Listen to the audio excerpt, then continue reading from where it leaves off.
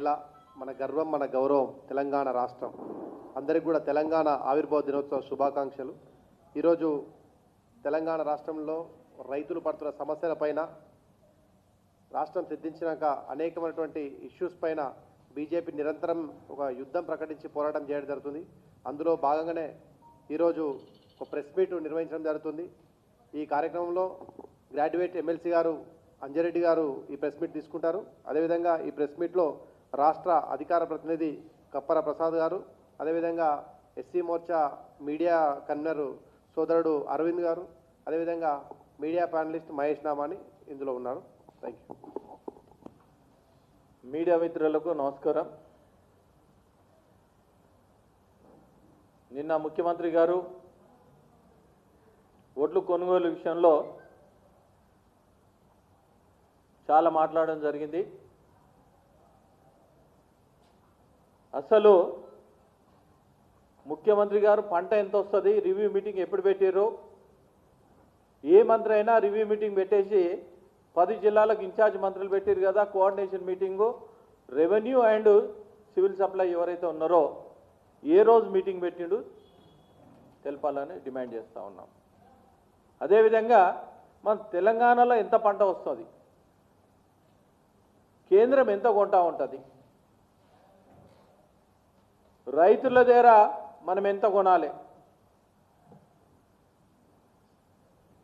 ప్రతి ఒక్కరు ఏది అవసరం ఉన్నా కానీ అది ముందే ఎస్టిమేషన్ ఉంటుంది.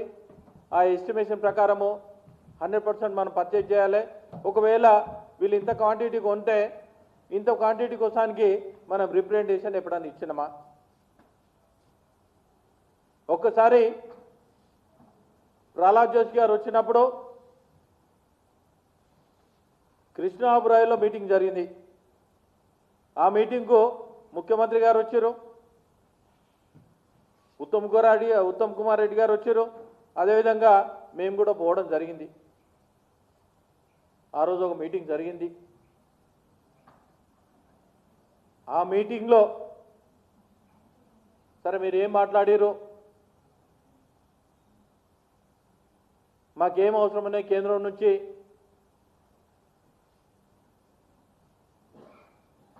భారతీయ జనతా పార్టీ మీరేం చేస్తూ ఉన్నారు, ఏ విధంగా చేస్తూ ఉన్నారు, ఎవరికైనా బ్రీతింగ్ టైం ఇవ్వాలనే ఉద్దేశంతోనే పంట పండిన తర్వాత కనీసం 40 రోజుల తర్వాత మేము బస్సు యాత్ర స్టార్ట్ చేసినాం. రాష్ట్ర అధ్యక్షుని ఆధ్వర్యంలో, రామచంద్రరావు గారి ఆధ్వర్యంలో, అదేవిధంగా బీజేఎల్పీ లీడర్ అయిన మహేశ్వర్ రెడ్డి గారి ఆధ్వర్యంలో ఎమ్మెల్యేలు, ఎమ్మెల్సీలము, ఎంపీలు కూడా బస్సు యాత్ర స్టార్ట్ చేయడం జరిగింది. ఈ బస్సు యాత్ర స్టార్ట్ చేసిన తర్వాత రైతులు పడే ఇబ్బందులు, ఎందుకు కొనుగోలు చేస్తలేరు, మరి ఇచ్చిన మాట ఎందుకు నిలబెట్టారు, ప్రతి గింజ కొంటానికి కాంగ్రెస్ ప్రభుత్వం అన్నది. ఇదే ముఖ్యమంత్రి గారు రైతులు పండించిన ప్రతి గింజ కొంటామని చెప్పాడు. దొడ్లోట్లైనా సన్నోట్లైనా కొంటామని చెప్పడం జరిగింది. చాలామంది సన్నోట్లు అయితే మార్కెట్కి అమ్మడం జరిగింది, దొడ్లోట్లు ఉన్నాయి. కనీసం మేము ఎక్కడ పోయినా కానీ మార్కెట్లో, ఒక్క మార్కెట్లో కూడా అక్కడ బండలు ఇచ్చిన దాఖలాలు లేవు. అదేవిధంగా అసలు ఎన్ని రైస్ మిల్స్ ఉన్నాయి, దాని మిల్లింగ్ కెపాసిటీ ఎంత, దాని స్టోరేజ్ కెపాసిటీ ఎంత, మరి పంట పండించింది ఎంత, ఏ విధంగా అదనంగా స్టోరేజ్ చేయాలి, పాడి ప్రొక్యూర్ సెంటర్లు 8,575 ప్యాడీ ప్రొక్యూర్ సెంటర్స్ ఉన్నాయి తెలంగాణలో. ఈ ప్యాడీ ప్రొక్యూర్ సెంటర్లో ఏ సెంటర్లో ఎంత క్వాంటిటీ వస్తుంది, ఏ దాంట్లో ఎంత క్వాంటిటీ మన కొనాలి, ఎన్ని గోదాములు ఉన్నాయి, ఏ గోదాములు ఎక్కడ మనకు అవసరం ఉంటాయి, ఎక్సెస్ గోదాం ఎక్కడ తీసుకోవాలని ఎక్కడన్నా రివ్యూ మీటింగ్ పెట్టి మాకు ఈ జిల్లాలో అవసరం ఉన్నది, ఈ జిల్లాలో అవసరం ఉన్నది, ఏ మంత్రి అయినా రివ్యూ మీటింగ్ పెట్టి ఎక్కడన్నా దాఖలాలు ఉన్నాయా? అరే ఇప్పుడు వర్షం వస్తుంది, వాళ్ళు నెక్స్ట్ పంట వేయాలి, ఏ రైతు దగ్గర పోయినా ఏమంటారంటే మేము 6 నెలలు పంట పండించినప్పుడు కూడా ఏ రోజు అధైర్యపడలేం. ధాన్యం వచ్చిన తర్వాత తీసుకుపోయి కల్లాలు పోసినప్పుడు ఏ రోజు కళ్ళం నుంచి మా ఒడ్లు పోతాయని భయాందోళనతో రైతులు ఉన్నారే తప్ప ఎక్కడ సిస్టమేటిక్ జరిగిన దాఖలాలు లేవు. మేము పోయిందేరా ఒక 40 కిలోల బ్యాగ్లో ఒక దగ్గర తరుగు 4.5 కిలోలు తీసుకుంటారు, ఒక దగ్గర 3.5 కిలోలు తీసుకుంటారు. అక్కడ పోయినాక రైస్ మిల్ల వాళ్ళు తరుగు 1 కిలోనో కిలోన్నర తీసుకుంటారు. అక్కడ 10% పోతూ ఉన్నది. ఇంకో దగ్గర ఒక బ్యాగు లోడ్ చేయాలంటే అన్లోడ్ చేయాలంటే 75 రూపాయలు తీసుకుంటారు, డ్రైవర్కు 10 రూపాయలు తీసుకుంటారు. అంటే దీన్ని బట్టి చూసుకోండి 24 రూపాయల కిలో అయినా కానీ ఇక్కడ 4 కిలోల బ్యాగ్ పోతూ ఉన్నది. 10%, 20% పోతూ ఉన్నది. రైతులకు వచ్చేది 2400ల 500 తీసేస్తే 1900 వస్తూ ఉన్నది. నేను ఒకటే ముఖ్యమంత్రి గారు కోరితే ఏంటంటే నిన్న ముఖ్యమంత్రి గారు మాట్లాడకుండా రైతులు అనేది జై జవాన్ జై కిసాన్ ఎందుకంటాం? జై జవాన్ అనేది దేశాన్ని కాపాడే వాళ్ళే బార్డర్లో ఉంటారు. ఎవరైనా సరే వాళ్ళ కులాలు మతాలు భారతదేశంలో ఎవరైతే పౌరులు ఉన్నారో ఆ పౌరులందరూ కాపాడే బాధ్యత వాళ్ళు తీసుకుంటారు. వారు బాల్య పిల్లలు వదిలేసినా కానీ మా దేశాన్ని కాపాడాలనే ఉద్దేశంతో ఉంటారు. జై కిసాన్ అనే వాళ్ళు ఈ రైతాంగాన్ని వీళ్ళందరికీ భోజనం పెట్టి కాపాడాలనే ఉద్దేశంతోనే రైతులు పంట పండించి ప్రతి ఒక్కరిని కాపాడాలనే ఉద్దేశంతోనే జై జవాన్ జై కిసాన్ పెట్టడం జరిగింది. వాళ్ళు ఏ పార్టీ కాదు, అందరు పార్టీ వాళ్ళ కాపాడే బాధ్యత అందరు పార్టీల్లో ఉన్నాయి. మీరు ఏదైతే పని చేస్తూ ఉన్నారో ఆ పనిని ఎత్తి చూపించి కొనిపించే బాధ్యత ఉన్నది. దానికోసానికే మేము బస్సు యాత్ర చేయడం జరిగింది. ఆ బస్సు యాత్ర చేసినప్పుడు ఇదే ముఖ్యమంత్రి గారు సంతోషం, రైతులు కష్టాలలో ఉన్నప్పుడు అండగా ఎవరైనా చేయొచ్చు. ప్రతిపక్షాల బాధ్యత అది. నేను అభినందిస్తున్నా. మీరు వికారాబాద్ నుంచి ఆదిలాబాద్ వరకు రైతులు కళ్ళాల్లో కష్టాలలో ఉంటే అండగా నిలబడ్డమని నాకు ఎలాంటి అభ్యంతరం లేదు. కానీ ఈనాడు ఇప్పటికే 62 లక్షల ఓట్లను క్వింటాలు మనం సేకరించినాం. దాదాపుగా ఇంకొక 10-15 లక్షలు వస్తాయంటున్నారు. వాటన్నిటిని కూడా సేకరిస్తాం. ఈరోజు తెలంగాణ రాష్ట్రం ఈ సీజన్లో 75 లక్షల క్వింటాల ఓట్లను సేకరించే ఆలోచనతో మేము ఉన్నాం. మరి 75 లక్షల ఓట్లను కేంద్ర ప్రభుత్వం కొనాలి. ప్రహ్లాద్ జోషి గారిని ఎన్నిసార్లు కలిసినా ఉన్నది కదా 75 లక్షల టన్నులు కొనాలని. నేను ఒకటే ముఖ్యమంత్రి గారిని అడుగుతా ఉన్నా. మీరు ఒక 15 రోజుల ముందు స్టేట్మెంట్ ఇచ్చారు, 80% కొన్నామన్నారు. మరి 80% కొంటే మేము కల్లాల దగ్గర పోయినప్పుడు వడ్లు ఎందుకు ఉన్నాయని జవాబు చెప్పాలి ముఖ్యమంత్రి గారు. అదేవిధంగా ఉత్తమ్ కుమార్ రెడ్డి గారు స్టేట్మెంట్ పెట్టి ప్రెస్ మీట్ పెట్టకముందు పెద్దపల్లి పోవడం జరిగింది. మేము ఎప్పుడైతే పెద్దపల్లి విజిట్ చేసిన తర్వాత పెద్దపల్లి పోవడం జరిగింది. ఎప్పుడైతే పెద్దపల్లి పోయారో కలెక్టర్ 300-400 లారీలు పెట్టి మొత్తం లిఫ్ట్ చేశారు. చాలా సంతోషం.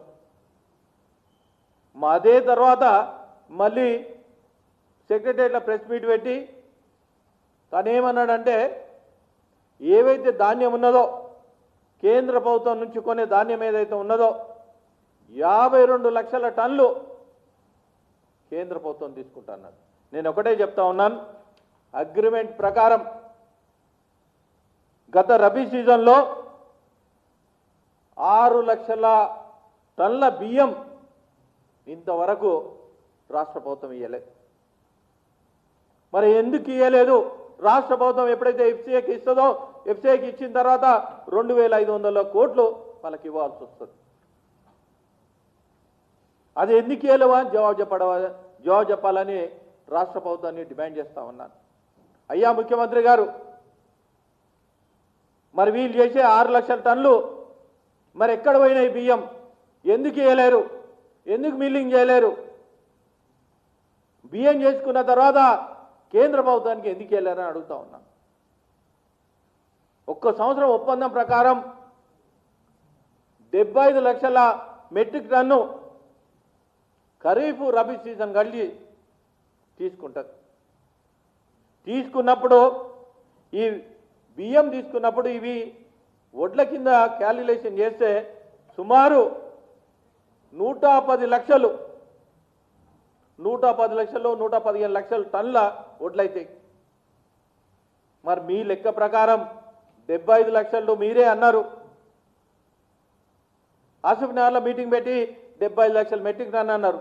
మరి లెక్క ప్రకారం 75 లక్షలు మిల్లింగ్ అయితే అది ఎఫ్సిఐ పోయి ఎఫ్సిఐ ధర బియ్యము మళ్ళీ ప్రజలకు సప్లై చేయడానికి ఆస్కారం ఉంటుంది. ఒకవేళ మీ దగ్గర ఇంతకన్నా ఎక్కువ ఏమైనా వస్తే ఏ రోజన్నా మంత్రులు ఉన్నారు, మా దగ్గర 2 మంత్రులు ఉన్నారు, కిషన్ రెడ్డి గారు ఉన్నారు, బండి సంజయ్ గారు ఉన్నారు, కేంద్రంలో ఉన్నారు. కేంద్రంలో ఉన్నప్పుడు ప్రహ్లాద్ జోషి గారి దగ్గర పోయి మా దగ్గర ఇంత ఏమైనా ఎక్సెస్ ఉన్నది, ఈ క్యాలిక్యులేషన్ ప్రకారం ఎక్సెస్ ఉన్నది, ఎక్సెస్ ఉంటే మంత్రి గారి దగ్గర పోయి కొనాలని ఎప్పుడన్నా అన్నారా? ఎప్పుడైనా కానీ టోటల్ ఇండియాలో ప్రొక్యూర్మెంట్లో 80%, 70 to 80% మనకు రాష్ట్రానికి ఇవ్వడం జరుగుతూ ఉన్నది. ఒక్కసారి మాట్లాడేటప్పుడు మంత్రులైనా ముఖ్యమంత్రులైనా ఒక క్యాలిక్యులేషన్తో మాట్లాడితే మీకు బాగుంటుందని నేను తెలియజేస్తా ఉన్నాను. అదేవిధంగా ఖరీఫ్ సీజన్ అయినా మరియు రబీ సీజన్ అయినా మీకు ఎంత పంట వస్తుంది నేను అడుగుతా ఉన్నాను. ఈ ఖరీఫ్ రబీ కలిపి మొత్తము 70 లక్షల టన్నులు కొంటా ఉంటే ఖరీఫ్ రబీ మొత్తం కలిసి 1,10,000 అంటే 110 లక్షల టన్నుల మెట్రిక్ టన్ను వడ్లు వస్తే ఆ వడ్లు బియ్యంగా మార్చినప్పుడు ఇదే నాబార్డు నుంచి లోన్ ఇవ్వడం జరుగుతుంది. లేదా ఒక సంచికి శుద్ధులకైనా డబుల్కైనా లేకుంటే సంచులకైనా లోడింగ్కైనా అన్లోడింగ్కైనా మిల్లింగ్కైనా ఒక సంచికి 300 రూపాయలు ఇస్తారు. ఆ కమిషన్ బేసిస్లో రాష్ట్ర ప్రభుత్వం చేస్తూ ఉంటుంది. కేంద్ర ప్రభుత్వం ఎప్పుడు ఒట్లు కొనదు. కేంద్ర ప్రభుత్వం ఓన్లీ బియ్యమే కొంటుంది. అది చేసే బాధ్యత నువ్వు ఐకేపీ సెంటర్లో వాళ్ళకు ఎవరికి డబ్బులు ఇచ్చినా ఏ డబ్బులు ఇచ్చినా ప్రతి సంచికి 300 రూపాయలు ఇచ్చినప్పుడు దాంట్లోకైనా అమౌంట్ ఇవ్వడానికి ఆస్కారం అన్నది. ఒక్కసారి ఆలోచించండి. వడ్లు వాళ్ళు కొనాలి, బియ్యం వాళ్ళు కొనాలి. మరి మీ బాధ్యత ఏంది? మిల్లింగ్ అయినా మరి లాస్ట్ టైం ఈ 6 లక్షల టన్నులు రైస్ మిల్లర్తో కుమ్మక్కయ్యరా లేకుంటే కుంభకోణమైందా? ఈ అమౌంట్ ఎక్కడ పోయింది? బియ్యం ఎక్కడ పోయింది? దీని జవాబు చెప్పాలని కాంగ్రెస్ ప్రభుత్వాన్ని డిమాండ్ చేస్తా ఉన్న భారతీయ జనతా పార్టీ తరఫు నుండి. మరి ఇప్పటికైనా ఒక్కసారి మీరు ఆలోచించుకోండి. 2025 నుండి 6 లక్షల టన్నులు ఇంతవరకు బియ్యమే లేదు. మళ్ళీ జూన్ 15 కల్లా ఈ ఒడ్లు కంప్లీట్ అయిపోతాయి. మరి ఈ బియ్యమైనా ఎప్పుడు ఇస్తామని భారతీయ జనతా పార్టీ తరఫు నుండి డిమాండ్ చేస్తూ ఉన్నాం. 75 లక్షల మెట్రిక్ టన్ ధాన్యం బియ్యం కేంద్ర ప్రభుత్వం సంవత్సరానికి ఒప్పందం చేసుకున్నది.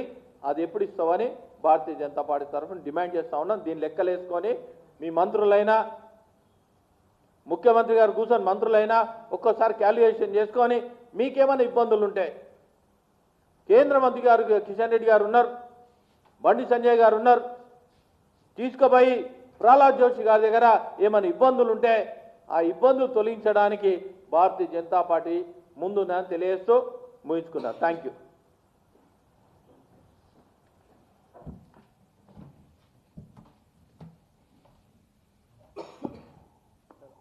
ఏమన్నా ప్రశ్నలు లేనా?